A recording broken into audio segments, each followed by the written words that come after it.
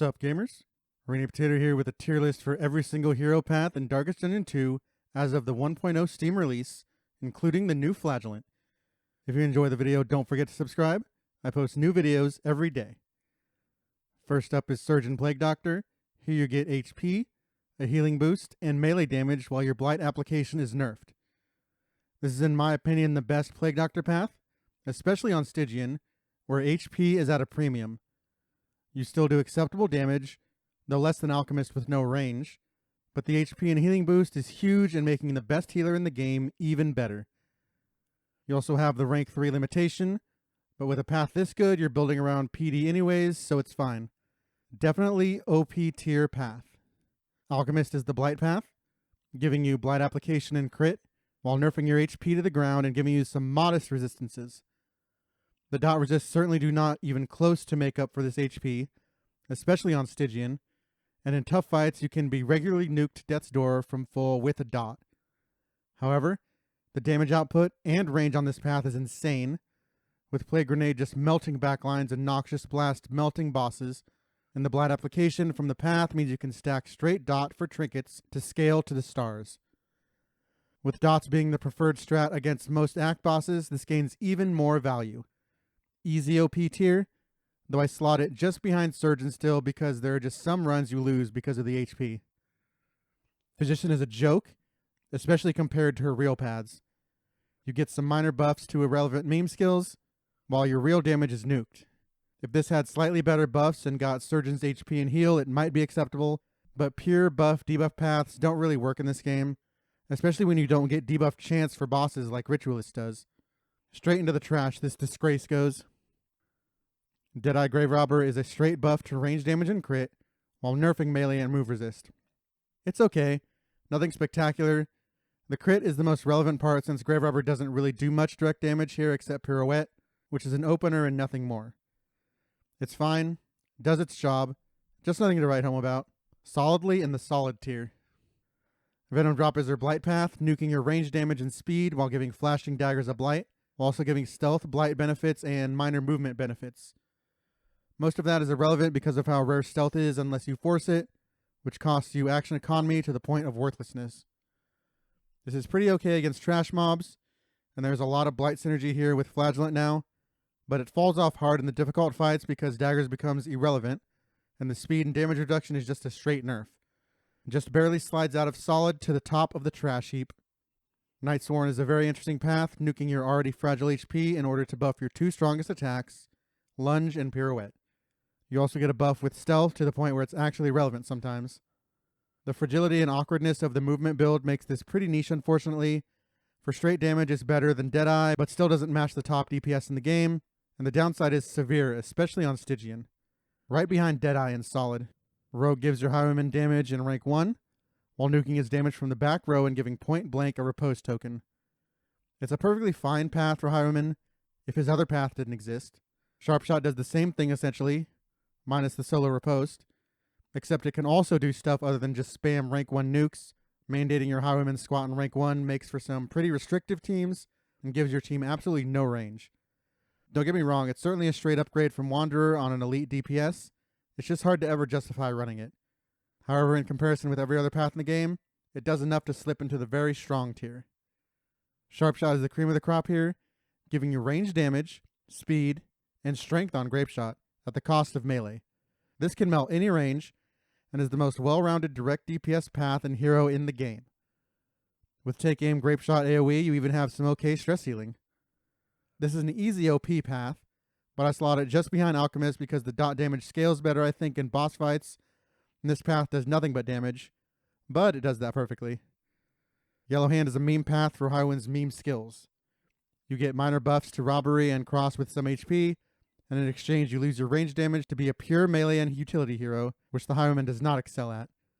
It's especially awkward when using your best offensive skill, Advance, puts you out of position for robbery, so you have to take care to have a perfectly mobile team to build around a path that should never be built around. Behind Venom Drop in the trash. Man-at-Arms is the best overall hero in the game, here with his first path, Sergeant. This is a tankish utility path, giving you move resist and a chance to buff ally dot resist while losing some damage. The damage nerf is noticeable to me, though you don't necessarily need Man-at-Arms to do damage, so in some builds it doesn't matter. The move resist is of course situational, but it does solve a number of tougher fights, including the Act 4 boss by itself. The dot resist would definitely provide nice sustain for your party, though it's obviously not reliable. I wish it did more. It's supposed to be a tank utility mishmash path, but it doesn't end up doing much of either. But Man-at-Arms is so good it's still easily at the top of the very strong tier. Bulwark is his Giga Tank and stun build. You get a buff to his Rampart and Hold the Line, at the cost of his best damage, Crush and Riposte, while getting stun chance and giving Stand Fast 2 taunts. This last part is the core of this path. When upgraded, you can alternate this and Retribution, which is still good with the nerf, and just turtle up every turn to make your team unkillable. Rampart does respectable damage, and with a combo team you can get consistent stuns as well if you want. There's no range here and the damage isn't the best, but being the best tank path in the game more than makes up for it. Just slips into the back of the OP tier. And then we have the Vanguard. This path gives your tank HP and more damage to his best offense, Crush and Riposte, at the cost of dot resist, which matters but is made up for mostly with the HP. This is just unfair and stupid, giving your tank even more HP and turning him into a respectable DPS with range to hit rank 3 and disgusting action economy with a riposte that can straight destroy an enemy comp. Easily the best path on the best hero in the game, goes straight to the top of the OP tier. And this is all after an early access nerf, WTF Red Hook. Let's move on to another elite DPS, Ravager Hellion. Here you get more HP, more damage in rank 1, while you lose bleed application. I didn't even know Hellion had bleed skills, lol. And a chance to get bleed at turn start. This path deals elite base damage to ranks 1, 2, and 4 with no restrictions or cooldowns, and has a front row single target nuke that easily deletes random trash mobs like no other, while offering the best direct damage scaling against bosses.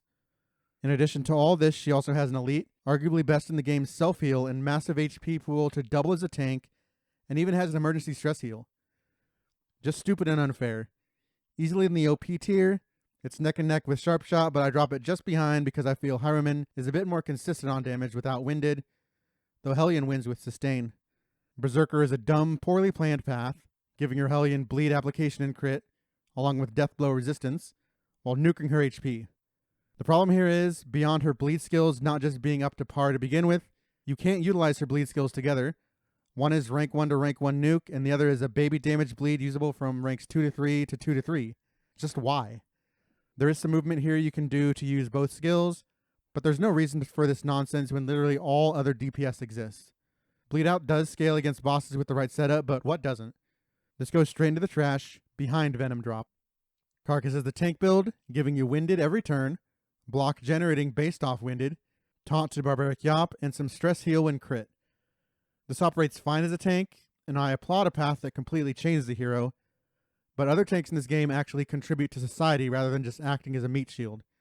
You can do some bleed damage and stress healing, I guess, but it's pretty empty compared to other tank kits, even with Hellion's 2 self-heals. It's trash because there's never a reason to actually play this in comparison with other paths, and goes right into the trash above Berserker. Arsonist is Runaway's best path, offering you burn application and crit while nerfing damage, which doesn't matter, and adding a chance for self-burn at turn start. This is a quite boring build, just spamming Firefly over and over, but the range, damage, and scaling is quite good and underrated in my view. There's a dearth of rank 4 heroes, and with dots being especially effective versus bosses with the application chance, this is a definite very strong path, going behind Sergeant. Survivor is a dumb meme, giving some tokens and healing for her situational heal while nerfing her only real form of damage, Burn. I just never find a reason to run this. Her heal is a dot heal, so the amount isn't as important as the first aspect, and a couple dodge tokens aren't near enough to nerf the whole point of her build. Definite trash, just above Physician. Orphan is on paper interesting, giving you direct damage up front at the cost of burn, and vice versa in the back, but in practice you just play this like Arsonist. You also lose HP and get crit on Firestarter. It gives you nice scaling, though you really need to find application trinkets, especially for bosses. Because of the lack of natural application, it has to go behind Arsonist, but I'm fine with it in the very strong tier above Rogue. Virtuoso Jester is literally just Jester Plus, offering you HP and speed, along with a chance of party stress resist, in exchange for lower dot resist, which matters but is a fair downside. A faster Jester is absolutely insane, making the best skill in the game Encore even better and giving you a ton of options to start every round. The stress resist is quite strong as well. This is an easy OP tier path. I put it right above Sharp Shot because of the insane versatility. Soloist in comparison is an embarrassment, giving you a damage boost and a boost to bleed, while nuking your HP and speed, making you among the most fragile heroes in the game. The problem here is a contradiction of builds. You get damage, making Finale a promising nuke. However, you also get bleed, which is only used in mid positions and is awkward to use with a solo Finale setup. The speed is crushing here as well. If you're a dot hero, you want to be fast, and the HP is pathetic and downright unplayable on Stygian. It does enough to be solid, behind Nightsworn for me. Intermezzo is even more pathetic, giving your song skills bleed in Battle Ballad and play out extra tokens. Buffbot is just not the way to play Jester. It's super slow and the bleed is obnoxious, even if it enables stuff like Cauterize. If Ballad had better range, it might be acceptable, but for now I toss it in the trash ahead of Survivor. Tempest is the damage Leper path, giving you increased chop, increased debuff resist to avoid blinds, and max disease resist at the cost of speed and HP, both of which are less relevant on the Leper. This king hits hard, and now even harder with Tempest, and the debuff resist leaves less need for wasted combos and blind clear to get your DPS up and running faster. With this wide damage range, he can outscale any DPS, though the range is lacking a bit. He still has the Leper utility stuff as well, doubling as an off-tank with Withstand and his self-heal. He is a bit restricted because of this, and falls just behind the OP tier of DPS and sits right behind Sergeant. Poet is his tank path, giving him stun and move resist along with boosted self-heal in exchange for damage. This is all well and good. Leper is a good tank with just his base kit. My problem with Poet is none of the buffs are that relevant. It's all pretty niche. Still, as I said, his kit is quite good, with Intimidate spam just crushing your enemy damage and his self-heal making him near invulnerable, though there are just better tanks out there, which makes me want to slip him in the top of the solid tier. Monarch is the escort mission Leper and is just a joke. You get Giga nerfed in standard fights, while getting a nice but not insane buff in cosmic fights. The damage even in cosmic is worse than Tempest, and while the HP is nice, I'd rather just have a path that does stuff all game rather than get an HP boost in the last fights. You do get Intimidate Vaughn with your kit, but the problem here is your Monarch is fairly fragile in standard fights with the HP, so you're just asking him to get nuked to oblivion running this like a tank. There's just no place for this in Darkest Dungeon 2. Top of the trash tier. Ritualist Occultist is the debuff path, giving Occultist debuff chance on his curses, a chance to give himself a random token when using one of his curses, an extra healing boost for his trash heal, and a chance to become Vuln at turn start. This is of course better than a standard debuff build, which I hate, because you at least get some res piercing and a chance at a token, but I still dislike building around this, and the downside is pretty scary if you have no mitigation for it. The token play is interesting, but not something you can plan on. My problem is team building because you need DPS to make up for Ritualists not doing damage, but you also need a real healer to pair and a tank to protect, leaving many teams lacking overall damage. It's solid, behind Nightsworn. Warlock Occultist is his nuke path, giving you range damage, a chance of unchecked power every turn, while gutting your HP, making you the most fragile hero in the game with the power burn generation. This is a super high risk, high reward path. Especially on Stygian, you just end up dying a lot, but Burning Stars is the best nuke for penetrating block, and it gets a huge buff here which absolutely melts any boss as long as you don't perish first. The team building is restrictive as you want both a dot healer and a tank for protection, but this is still a very strong path, probably behind Orphan. Aspirant is the melee path, but also his most flexible path. You get HP, combat start block plus, and melee damage, while your debuff chance and resist is nerfed. While his melee damage still isn't much to write home about, it's not awful, but with his HP boost, you can also feel comfortable running Chaotic Offering and Burning Stars, with slightly less damage than Warlock, but a lot more safety. The versatility of this damage and positioning, either ranks 2 or 3, makes this a very strong path, right behind Tempest for me. Confessor Vestal is a debuff build, and it's absolute garbage, like most debuff builds. You get AoE Weak Hand of Light, which is okay if you like front row Vestal, but of course is irrelevant in the boss fights because you don't need AoE, nor can you get through debuff consistently without res. Same goes with his Judgment, which takes multiple turns to charge up and gives you some debuffs instead of real damage. Illumination is the only real skill here, and it's just a highway robbery minus. Does absolutely nothing I want, goes in the trash behind Berserker. Chaplain Vestal is the tank path, and it also sucks because Vestal has no taunt. You get a buffed guard and get conviction when hit, which is much worse than actually getting real taunt, which only comes with a trinket. Front row Vestal is inferior at damage as well, needing 3 conviction stacks for a double damage bonk. She's the worst tank in the game, if you can call her that, and does no damage, no healing from the front, making for an entirely worthless hero. Goes in the garbage above Confessor. And finally we get Seraph, an actually good path that accentuates her best abilities. Here you get an extension on your consecrations, the whole reason to run a Vestal, and your mantra becomes a juicy, malty heal. With Seraph you can keep your consecrations up much easier for a full battle, and since she earns conviction on consecration activation, you end up getting multiple conviction a turn once set up, allowing you to become a strong DPS as well. This is an elite OP path with Virtuoso Jester, but without Jester it's a bit slow, so it only goes in the very strong tier, where it tops the category. And now to our new man Flagellant, starting right with his best path, Maniac. Maniac is his weird utility path that transfers his negative tokens through Flagellant onto your opponents, but that's not why I like this. Flagellant's best combo is more into Deathless, that makes him an unkillable tank and healer hybrid. He pads this with his easy-to-use Lash's Gift, a self-heal that transfers negative tokens from an ally to yourself, and Sepsis, an even bigger self-heal that can be used either with a negative token or below 50% HP that also transfers those tokens to a front row enemy. The secondary effects of this skill are good when set up, but the sustain and survivability is what I really like.